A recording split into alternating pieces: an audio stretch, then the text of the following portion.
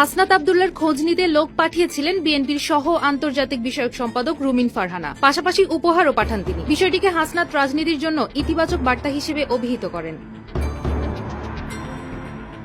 ৩০ August ব্রাহ্মণবাড়িয়ার বিজয়নগরে NCP আয়োজিত এক উঠান বৈঠকে যোগ দেন হাসনাত আব্দুল্লাহ। উপজেলার ছতরপুর উচ্চ বিদ্যালয় মাঠে গণপরিষদ নির্বাচন, নতুন সংবিধান, বিচার ও সংস্কারের দাবি নিয়ে এই বৈঠকের আয়োজন করা হয়।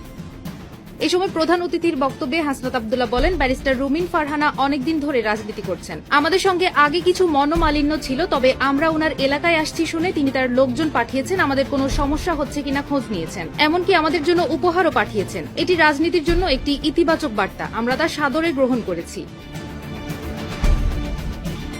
হাসনাত আব্দুল্লাহ আরও বলেন, কেউ যদি আক্রোশ ভরা ভাষায় আমাদের সমালোচনা করে আমরা তার জবাব দেব গণতান্ত্রিক উপায়। আমরা বিভাজন সৃষ্টিকারী কোনো পরিস্থিতি তৈরি করতে চাই না। পুলিশকে উদ্দেশ্য করে হাসনাত বলেন, আপনারা আমাদের ভাই, আপনারাও এই বিপ্লবের অংশ। পুলিশ সংস্কার কমিশনের জন্য আপনাদের ঐক্যবদ্ধ হতে হবে, নতুবা যে সরকার আসবে আপনাদেরকে খেয়াল বাহিনী হিসেবে ব্যবহার করবে। পুলিশের সংস্কার না হওয়া অবশ্যই দুঃখজনক।